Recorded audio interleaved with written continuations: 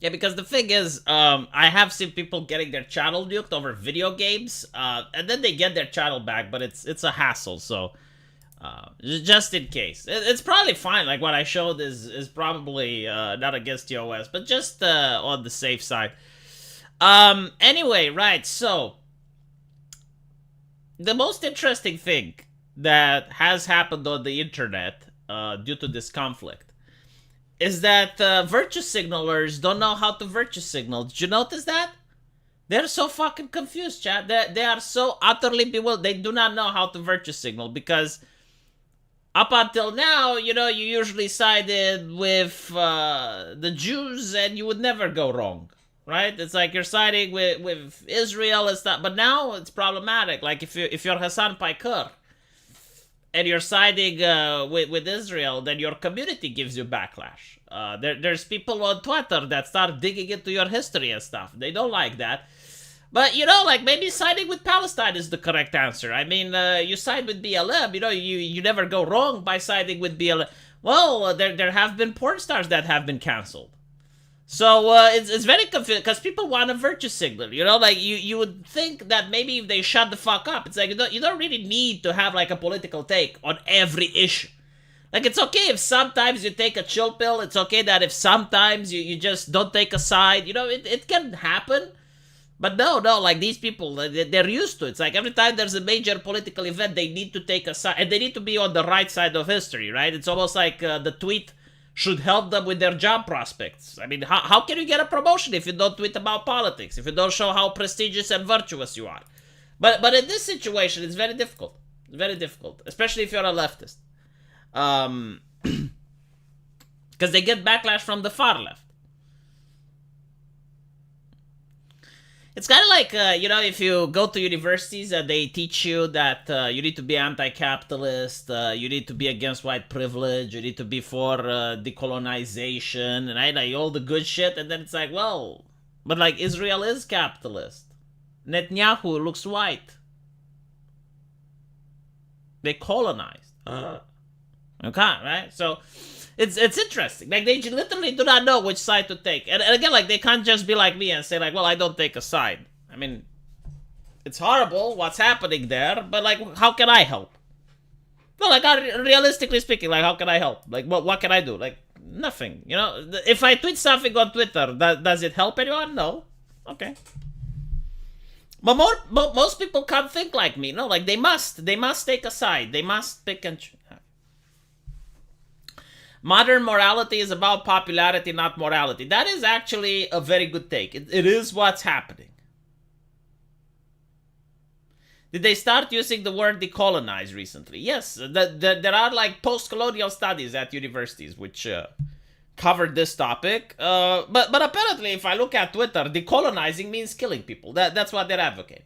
It's surprising that the word decolonizing doesn't trigger the trust and safety algorithm.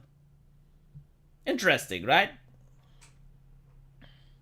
Send you thoughts and prayers. That's more than that. You know, like, here's another thing. And this is what I dislike from the left. Every single time there's a tragedy, there's right-wingers that say thoughts and prayers, right? Which literally means my fucking condolences. That's what it means. What the fuck do you want people to say? You know, when something bad happens, it's like, okay, your father died. And you're like, I'm so sorry. Doesn't necessarily mean that you're sorry, right? Like, you may not even know the guy. But is the thing that you say in that situation, right? It's like my thoughts and prayers. For example, I also see like what would you rather say rest in power? Because I see that also is being used in the United States. You know, like some person dies and it's like rest in power. Okay, it's a saying, right? Like you say that thing. It doesn't necessarily mean that like that person actually rests in power. He's dead. And it's the same with thoughts and prayers. Like someone died, no, thoughts and prayers. But like the left is like, oh, how are they going to help? Oh, unless you ban the guns. If you do not ban the guns, you don't. They banned the guns in the UK, and once the guns are banned, now you have knife crime. Like maybe, just maybe, the problem isn't the guns. Maybe the problem may be people wanting to kill each other. Like maybe that's the problem. I don't know. I would just hypothesize.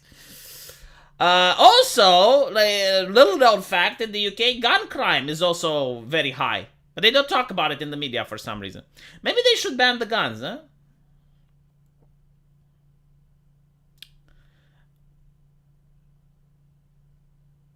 Ben 10 Ultimate Alien had an episode where the lessons were, we don't understand the politics of this foreign country.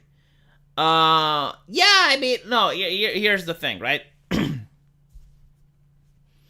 It's actually goes way back. It goes back to Star Trek, and we talked about it on a previous episode. Star Trek is like this. The Prime Directive, okay? Don't fuck with these people. Like, until they discover warp travel, leave them the fuck alone. And it is such a good idea because, like, okay, well, if they haven't discovered the technology, leave them alone, right? It's none of your business how they do things. Basically, it's literally build a wall around them, right? They don't have warp travel, so you don't take them into the Federation, you don't help them, you don't leave them alone. Because you cannot apply your values to another country. It just doesn't work. Like for instance, America believes in liberty and freedom. I believe as well, right? Liberty and freedom are some of the most important values that I have. But not everyone believes it, right? Just because I have them, and even if my country has them, there are people who believe in a theocracy.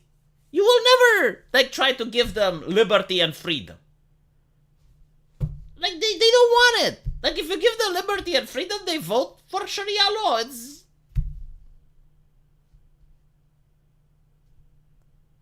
leftists as well. Like, if you look at the authoritarian leftists in the United States, the ones that are pro-corporations, they don't want liberty and freedom. They want everyone to think the same. They want everyone to be progressive. Like, if a single person thinks differently, like if a single person believes that a man cannot become a woman, then that person needs to be ostracized and cast away from society. Like, again, they do not value liberty and freedom. They're for free speech, but it's like, okay, but like, you notice that they do not care. So, like, your values aren't necessarily other people's values. And this is like something that many people struggle in order to understand politics. Like, until you understand this, you will never understand politics.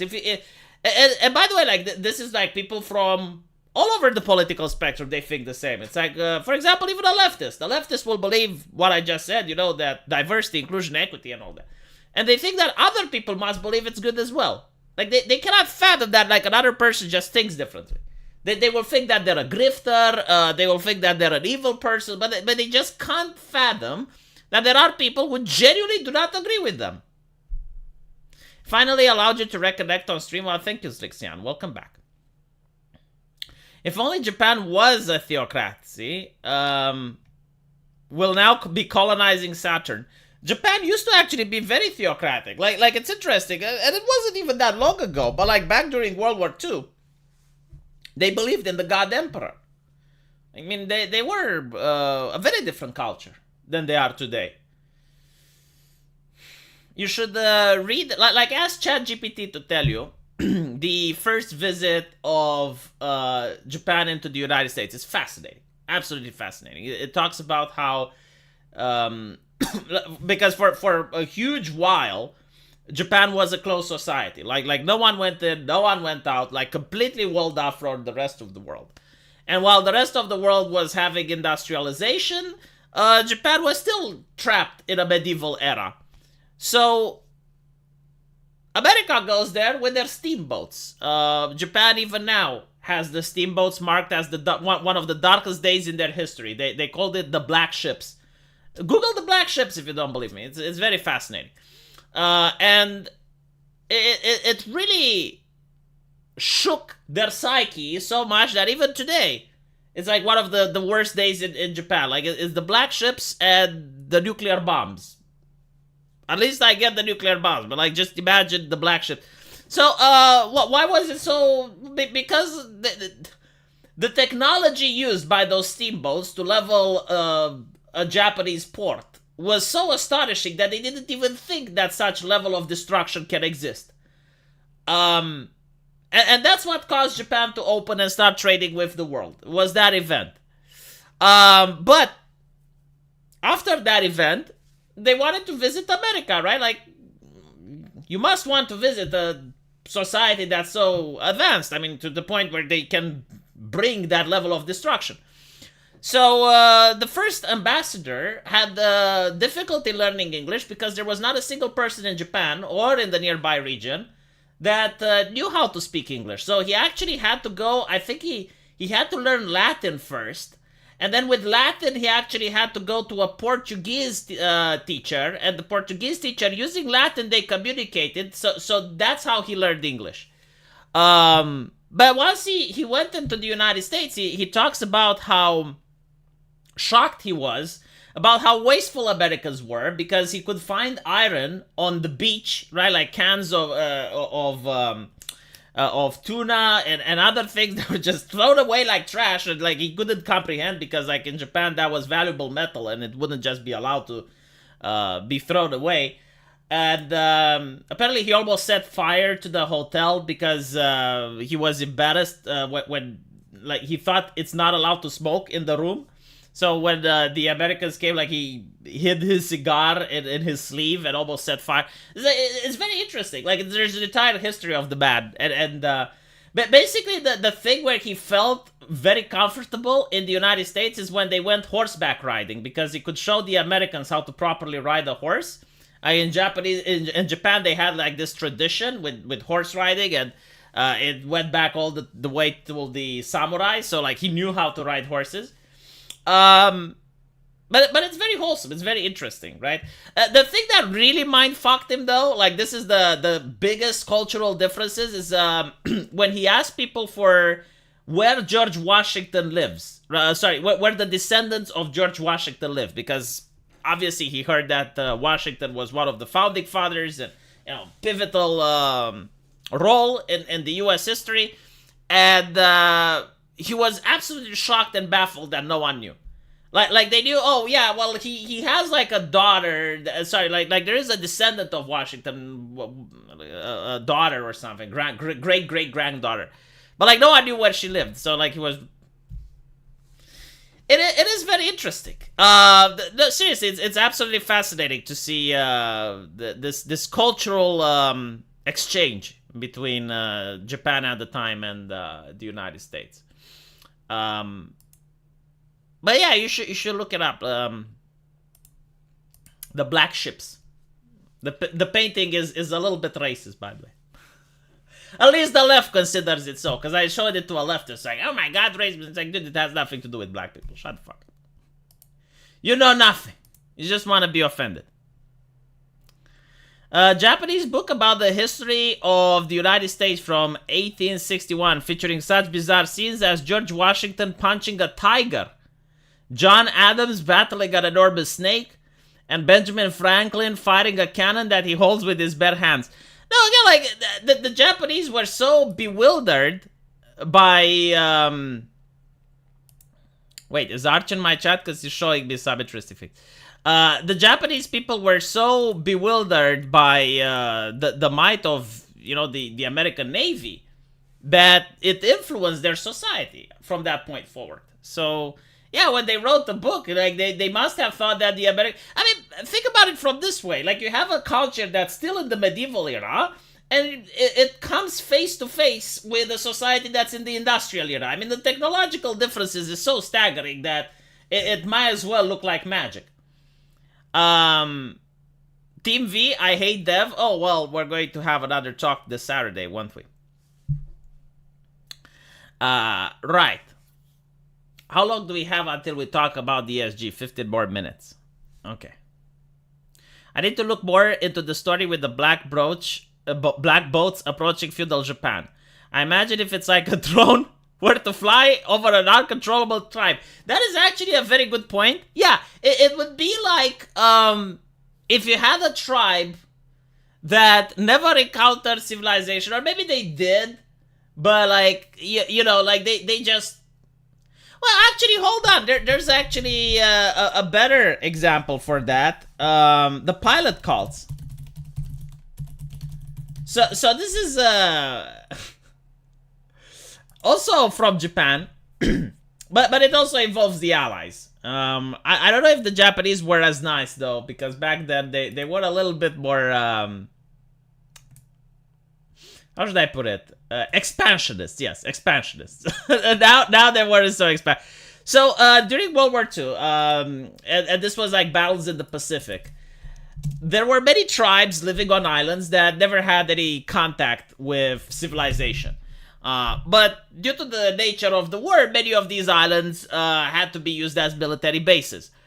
And the Allies actually went on many of these islands and cut down the trees and created airfields. So you have like these individuals, like I'll show you here. You have these people. Again, like they never saw civilization. They never encountered an airplane or a boat or anything like that. I mean, they just lived off the island.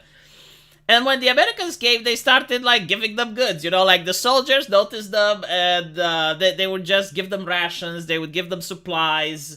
Like just common decency. And eventually, the war was over, and all the Allies they left the base. They left the islands. But so these individuals, they were upset that the supply stopped coming, right? Like no one was giving them crates and stuff and goods that they never had access to before. I mean, imagine like you're on an island your entire life. You don't even know what chocolate is. Or candy or anything like that, right? So like all of a sudden the goods stop coming. So what they do is like they build these effigies in the shape of planes, and they actually like cut down entire portions of the island to make it look like an airfield so that the planes would land again. And in a way, like, I don't know, it's like really sad in a way. I have no idea like what happened afterwards, like if people from the United States, like if they had like humanitarian missions or anything similar. But it is really funny when you study it. I want to live in anime Japan. Well, it depends which anime, because some anime is really fucked up. The cargo cult, yes. But they also have like, okay, so they don't really just have the airplanes. They also have like little effigies of American pilots and stuff. Hold on, let me see. I think I can show this one, because like there's many of them that are naked, so I can't really show. Let me see if if there's no woman here, because like if there's a woman, then that would be problematic. But no, yeah, look. So they have like USA, and they also have like these rituals where they try to mimic a plane that's flying with their arms and stuff. It's called cargo cult. Like look it up. Yeah, cargo cult, new picture March. It is very interesting. So it's kind of like if you were to imagine this, like this is what I wanted to do, right? Like if I were to be a billionaire or a trillionaire like Elon Musk, I would find out like where you have a tribe of people that never encountered civilization. Like somewhere in the Amazon, there must be a place where you have like a group of people that never interact with modern civilization. Like they live in the jungle, they have like huts and stuff. I want those people. And I want to have 50 drones. And I want to display the picture of Uzaki-chan onto the clear night sky. Right? So like imagine this, chat, imagine this. Like you're using your modern technology, right? And you're displaying this using drone technology on the midnight sky. Right?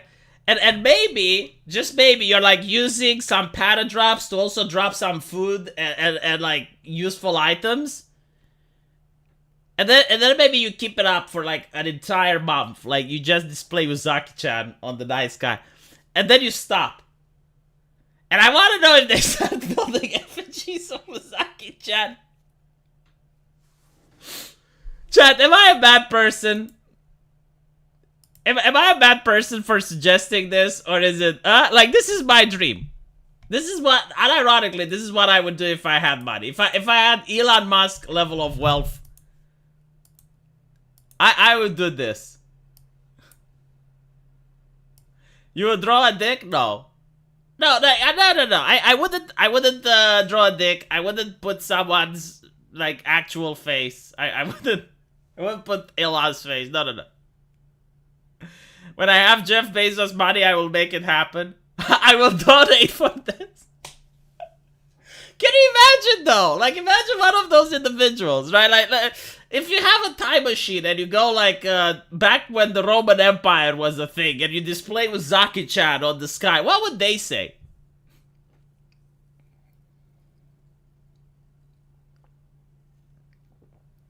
Would they even recognize that it's a human, like an anime character, because it's well, I mean, I think they would, right? I'm not a bad person, it's for science. Bringing the gift of adorable. Well, they're not really savages, are they, right? Like, I think, like, savagery implies violence, right? They're not violent people. They're like just, they never had contact with modern technology. There are certain videos of this on, I think even on YouTube, from the Discovery Channel, where people find all sorts of ancient tribes that never interacted with modern civilization. And the first time they see a white person, especially like if they have a religion where they believe that their gods are like pale and stuff, oof. Like they literally just look towards the person as afraid. It's like it's an evil spirit or something. And they come with the spears. But after they get used to the camera crew, they're really fascinated by like just anything, like a lighter, you know, like you have something that creates light out of nothing, and they don't have to rub two sticks together to start a fire. Like so many things that we take for granted are just shocking for them. And again, like it's, I would say like even before medieval technology level, yeah. They have a story of the laughing ghost of heaven. She has giant eyes and only one arm, works, no legs, giant breasts.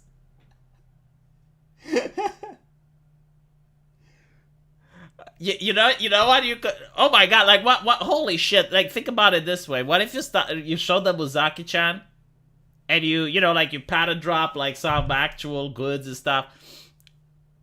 But then you realize in your shock and horror that they start worshipping Uzaki-chan, and they even start doing human sacrifices and stuff to make her come back. Like, how would you deal with that? Like, it would be on your conscience. Like, you just wanted to have, like, a funny moment, but, like, you know, it was taken too far. Or even worse, like, you display Uzaki-chan, but she's frowning now. Like, she's upset. And they start persecuting each other because who made the goddess upset? And they would be like, oh, well, she was looking at you when she was crossed, wasn't she? You're laughing, but I'm willing to bet like that could actually happen. Like that could actually, like, seriously, think about it. Like a very superstitious medieval society, right? Like you take a time machine and you go back to ancient Britain or something, and you pull that shit out. And they will be like, oh my god, the angel. Oh, she's upset now. And who? Well, she was looking towards Tom's house when she was cross-eyed. Paradrop for her figures. Oh my god, yeah, like, imagine if you're paradropping Uzaki-chan figurines. Holy shit. And you're waiting for the moment. Okay, this is how you can actually get really nasty. Alright. But you need, like, a surveillance drone in order to figure it out. You paradrop Uzaki-chan figurines. And the moment that someone damages one, like the moment that you know, like someone breaks the toy or like does anything that is disrespectful, then you summon the Uzaki-chan in the sky and she's crossed, and from that day she never comes back again. Can you imagine what will happen to the guy that actually broke her toy?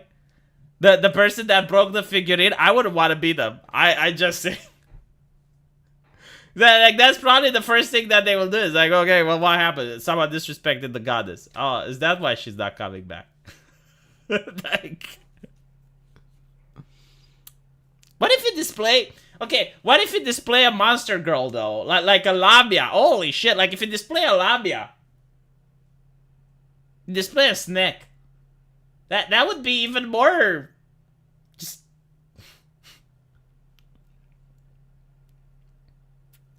Okay, that is evil. Well, see, I'm making a horror game, so. Oh my god, speaking of my video game, holy shit. So, apparently, I lost 4 days worth of dialogue. I didn't save, chat. I didn't save, I didn't have a backup. And I go to my developer and I fucked it up. Like, what did you do? Like, I don't know, the character doesn't talk to me anymore. So, now I have to start over. Apparently saving is important. Dude, I didn't know. I think I closed the computer when the game editor was up. So that's probably what upset it. With the idea of making her go away after someone disrespected, you would get the Salem witch trials. Oh god. There's literally a Mesopotamian snake guy. Yeah, but she's not hot. Virgin mistake. Well, the thing is, like, I would save, but it doesn't really work. Like, the best way to do is to actually archive the dialogue file, right? And you archive that. I didn't know. Dude, it's my first time, okay? Like, I haven't done game development up until now. And I even didn't expect to do the game development myself. I was expecting someone else would do it. But it is what it is. No, I did save as in Control S, but apparently like the file that you're saving, right? So when you're saving the file, it goes into like dialogue editor dot something. I don't know. You need that, okay? So that needs to be archived and placed out. I didn't know I need to do that. Yeah, you need to back up religiously, basically. You make a backup every 1 hour? Jesus. That's a little bit too much, I think. Anywho, right, let's look at the ESG thing. I'll probably make a video about it. I wanted to make a video about this, actually, but a lot of people like don't understand why Asmongold is so popular. Because Pipkin Pippa likes him. That's the only explanation. This is my headcanon, okay? Pipkin Pippa likes Asmongold. And because of that, he is popular. There's nothing more to look into it. It's literally what it is. Okay. Found out why Blizzard is writing boring stories in their own reports. It is not a well-known report publicly traded company started doing a few years ago for their investors and financial reasons. I think he's going to have a bad take. I just think he's going to have a bad take simply because he is on Twitch. Like you can't say the way things are while you're on Twitch. Which is fine, you know. But I am here to correct. If he has a bad take, I'll correct. This is explain bland, soft stories and increasing LGBTQ content in Blizzard games. The reason is ESG. Oh my god. This is the new Illuminati for, like, I feel like ESG is like the first thing that the new generation of conspiracy theorists have learned about. Yeah, there we go. I mean, look. Let me explain the conspiracy, right? When I grew up, we had some really offensive video games. GTA. Like, the idea... But back then, like, people didn't care about sex that much. I mean, pornography was everywhere. Especially on the internet. Like, you had websites and no one cared. The thing that people did care was violence. Like, they didn't like violence, especially... I mean, just so you can understand how bad things were, Tom and Jerry was under scrutiny because it's too violent. Like, it had Jerry dropping a bowling ball on Tom's head. Or Looney Tunes, right? Elmer Fudd shooting Bugs Bunny. Like, that was what people cared about back then. Sexuality, skimpily clad... no one cared. So now you have the video game industry, and they're making like some of the most offensive games you can imagine. Have you guys played a video game called Manhunt?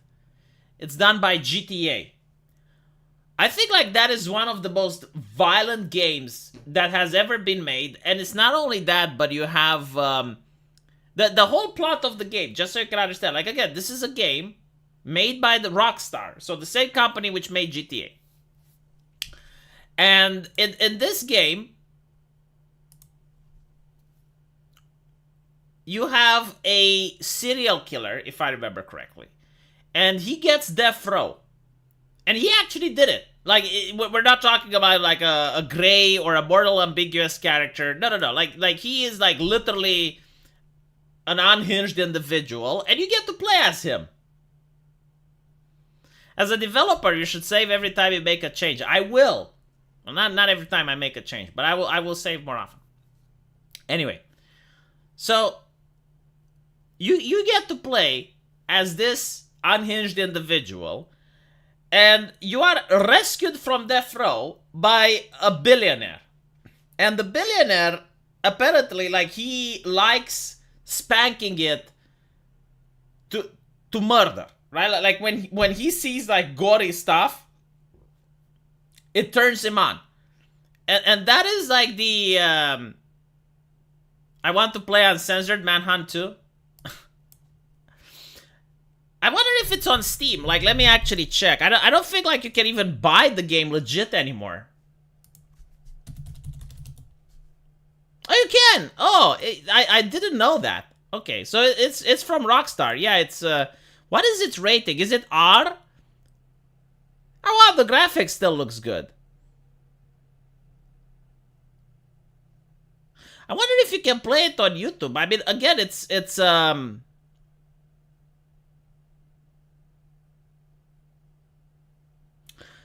people are giving it negative reviews due to DRM. Same company that made GTA. But anyway, right? No, like you actually get to hear the guy commenting as he is like pleasuring himself while you're committing some of the most gruesome murders. The game is stealth-based. Like, you're supposed to hide in the shadows, and you're outnumbered by enemies, but you have to take them out one after another. And the way you can take them out is very brutal. Like, you can use a wire, like literally a string, to decapitate someone. You can use a bag in order to pull it over someone's head and suffocate them. If you think Mortal Kombat is violent, like, this game really is. So what is my point with it? Well, my point with this is that during a time when people were very Christian and very right-wing, and they were like very... You know, they had like strong morality on things. Video games were like trying their best to be offensive. Like, they were trying their best in order to be offensive, because that is what sold. When you made an edgy game, when you had South Park, when you had Beavis and Butthead, when you had Jackass, when you had all these things, they would sell. Like, people would buy it, right? It wasn't snuff porn, because like the game doesn't have anything pornographic in it. It's just like incredibly violent, and like the theme is implied that there is some sexuality going in there. But like, again, it's just like a very, very violent video game. Like, nothing that came today or in the last 10 years can even compare. The game has DRM that makes the game unplayable, as they never removed it, and the servers for DRM are long gone. Oh, okay, I understand the problem. All right. Hello, Tariq. Welcome back. So in a time when you know, like, people were pearl-clutching, video games were as offensive as possible. Now, for some reason, all the companies try to be as inoffensive as possible, right? So gamers have the right to wonder, why is that? Like, why is it that the entire industry is doing their best in order not to make offensive jokes, not to make racist jokes, not to make sexist jokes? Why is it, though? Right? Like what changed? So gamers are trying to figure out, like, what is binding these companies together. Like, why is no company having the courage to make a video game that has like sexist jokes or racist jokes or anything that, you know, like GTA. GTA had sexist jokes, racist jokes. It doesn't fucking matter, right? Like, they weren't done with malice. It was comedy. Why can't we have like that? And you notice that when they are making remakes, Like when they're taking like GTA 4 or other titles that have been done in the past, the first thing they do is like, oh, well, for modern audience, we need to censor this, we need to censor that, we need to remove this and that. ESG, as Algois put it, isn't meant to appeal to a majority, it's meant to change how the majority thinks. That is the perfect example. Because when they say it's like, oh, this is for a modern audience, it's like, no, you want the audience to modernize. That's what you want. Like when a company says this is offensive, like you just decided that it's offensive. And then like, no, I can't stop hitting the leave me alone. Anyway, right, so the ESG, what Asmongold is saying, like, first of all, it's not a conspiracy theory, right? Like, it's out there in the open. You can read about it. You can even see what companies take ESG money. Like, it's public knowledge. The issue, though, is that, yeah, it's not always the ESG. But it is, like, one component. It's real, though? It is real. But, like, there's not a quantifiable amount of data to prove that there's any sort of impact that ESG is having on the actual stories. I remember, like, he actually responded to a video of mine, but he didn't listen to the video, because if he did, he would know. Blizzard hired a diversity officer to proofread their stories. And I was looking, okay, so who is this lady? Well, the only thing that we know is that she's a black lady, because that's what they advertise her as. It's like, Disney hired a black lady. I'm like, what? Why is that her credentials though? Like, is that what it's on the job application? And I was thinking, like, okay, fine. Like, they hired a person to proofread their stuff. What did she write though? I mean, you're working at Blizzard, right? It's a renowned IP. It's got a lot of lore and a lot of like, what did she? Nothing. Like, literally, that like, so how can she proofread? How can she, right? That's how it affects the story.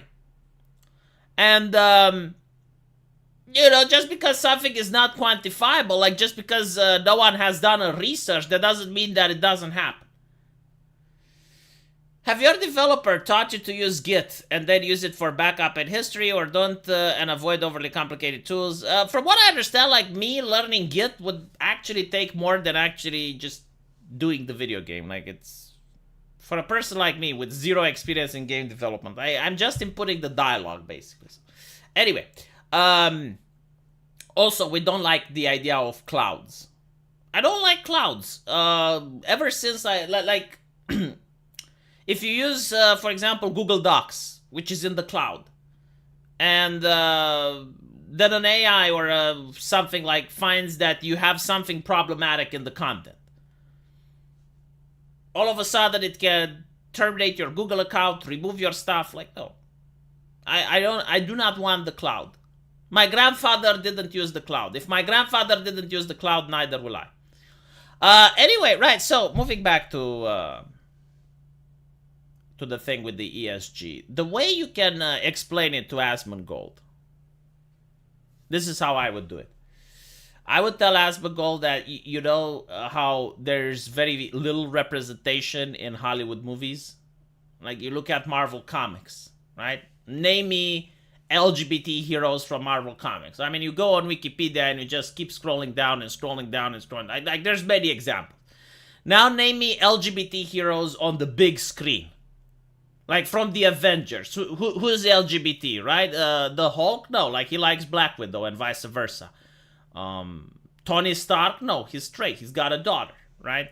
Doctor Strange, same thing. Like all the heroes on the big screen are heteronormative. Why is that? Well, it's very simple. Because they want to sell in China. So when you sell in China, they give you a censor. And the Chinese censor pretty much fact-checks your story and tells you you're not allowed to talk about these themes, you're not allowed to have any LGBT characters, right? So it's probably not quantifiable that China is shaping American Hollywood.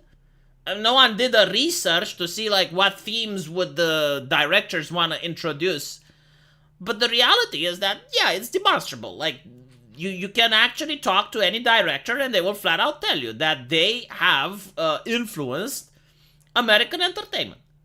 And it's the same thing with the ESG. Like, if you want to take the ESG money, which is really good on investment and stuff, they will send you someone that is going to evaluate your company, and they are going to look at the story of the media that you're putting, which is probably why Skullgirls decided to sanitize their stuff. Now, again, it's very subjective, right? So, like, they probably don't know. It's like, okay, well, is this story good enough? Is this story going to cut it?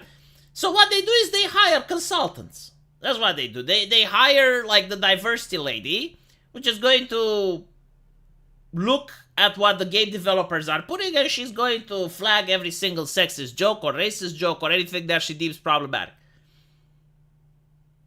I don't fucking care about Git. I'm not going to learn shit. The less I learn, the better. I put the dialogue and the funny faces. That's all I do. I pay people to do other things. Fucking hell, put Git on my... How much time do you think I have, Party Gal? Much time. I already make 5 YouTube videos a day. And I write the story. And I have to put it in. Leave me the fuck alone. I'm not putting Git. Jesus. I don't even know what Git is. Why is it called Git? How would it... Like, if I just put the dialogue in the game. That's it. That's all I do. I put the dialogue in. How would Git advantage me? What would I get out of it? How much time would I have to lose? How much time of my life would I waste trying to learn and click? You know how difficult it was just to figure out how to put the dialogue in? Holy shit. Now I need to figure something out. So when do I release the game, by the way? After I learn Git, what else do I need to learn? Fuck off. I'm not putting Git. There's no advantage.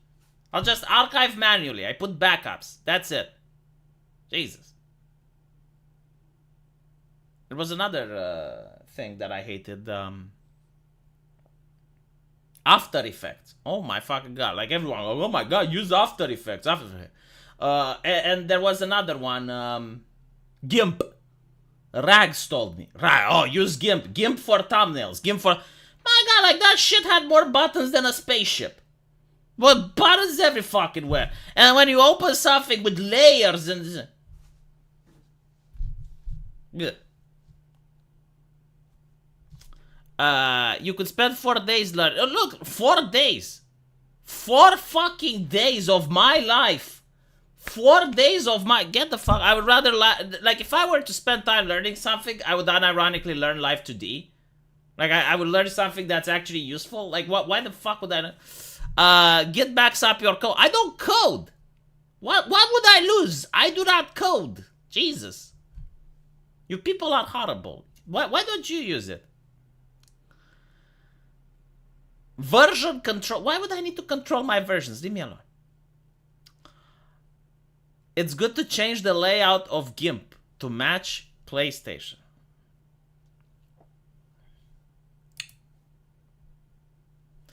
Right.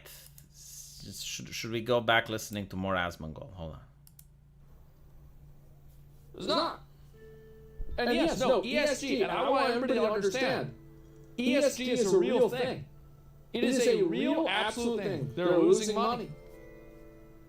Source, yeah, there's no source for this. I have... But, you know, here's something that bewilders me. Like, Asmongold is a person with, like, what, like 2.1 million subscribers? He can literally ask people from Blizzard. Like he can actually talk with Grooms from Twitter. Get an interview with him. Like, I know people from Blizzard. Like, they flat out tell me. It's like, yeah, I'm an artist. What do you do? Well, I draw sexy men, so I have no problem. Or, yeah, you know, like, I tried drawing Sylvanas with big tits, and they told me that we don't do that anymore because we matured as a company. Can you make her shoulders broader? Like, why do you think that lady is there? That lady didn't exist when they made Warcraft 3. That lady didn't exist when they made World of Warcraft. That lady didn't exist when they made Titan. And by the way, Titan is used to make Overwatch. So, when that lady came into the company, that's when it went to shit. It's just like one tiny detail. It's like, it's not just, you know, the lady. But it is a problem. Like, they destroyed artists' creativity. And it's the company culture as well. Like when they see some dumb shit in a story. Like here's another thing that most people who work in AAA would tell you. Like back in the day, like let's say 2010, someone would see something in the story that didn't make sense, or it was like just so obvious that, look, if we do this, people won't buy it. Perfect example would be either Forspoken or Saints Row, right? Like someone from the company would see like, dude, if we do this, no one would buy the game. Like, what the fuck? People don't have the courage to speak out anymore, right? Because it's that lady that kills the jokes and shit.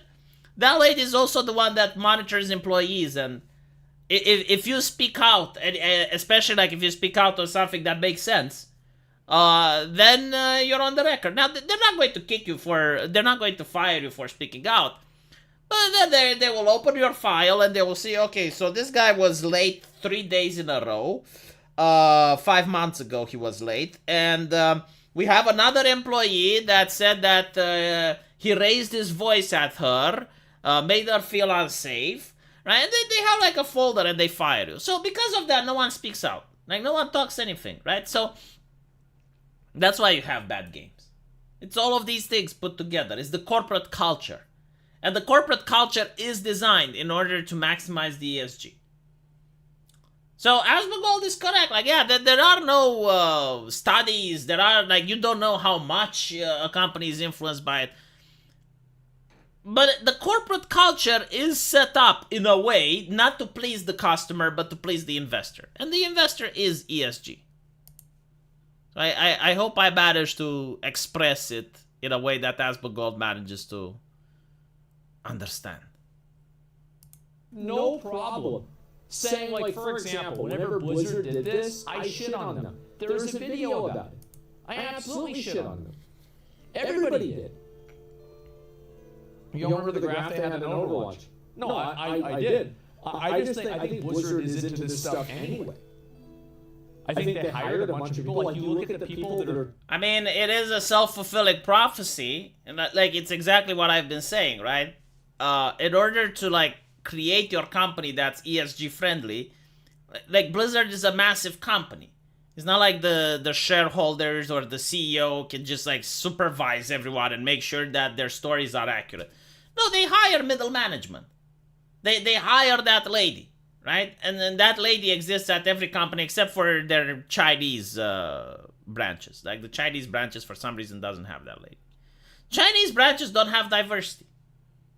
No, unironically, like I was talking with a guy who works at Blizzard, and he was a little bit baffled by this because the diversity officer from his office was very proud that they hired more women, right? And then they also talked about Blizzard North, and they talked about like other places back then.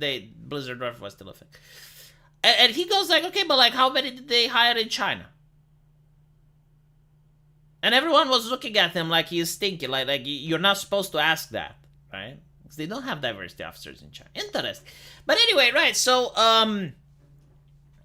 when you hire these individuals, right, even if you don't want to get ESG anymore, then yeah, you become like because the thing is like they are gatekeepers. So if you're the type of person that starts asking questions, that you become uncomfortable, even if you're a great artist, by the way, even if you're an amazing artist, they will fire you because you're not with the program. You don't fit in to the new Blizzard family. So they fire you, and then they hire someone that maybe is less competent. However, they think correctly. Right? So this is what people mean about the ESG. Now, of course, Asmongold can say, well, it's not like that. It's like they believe in these things. Yeah, but isn't it odd that like literally every company believes in these things? Like, would the law of average dictate that there should be at least one company that doesn't believe in these things? Like at least one. You even Rockstar, for fuck's sake. Sorry, not Rockstar. Well, actually, yeah, Rockstar, but CD Projekt Red as well. Because isn't it bizarre, like how all these companies just happen to arrive to this conclusion as if it's the universal truth, as if you put like 100 people on an island without any contact to civilization, they will believe in diversity, inclusivity, and equity. I bet if you put like a BlackRock chapter on that island, they will definitely start believing it. Let's celebrate Zaz, first super chat on the stream. Thank you, Zaza. It's his first super chat. On a live stream. He has never donated before me. Would be nice if developers had unions, so developers could speak out and refuse that nonsense. Are you fucking insane? The unions are the problem. Like the unions are led by left-leaning radicals.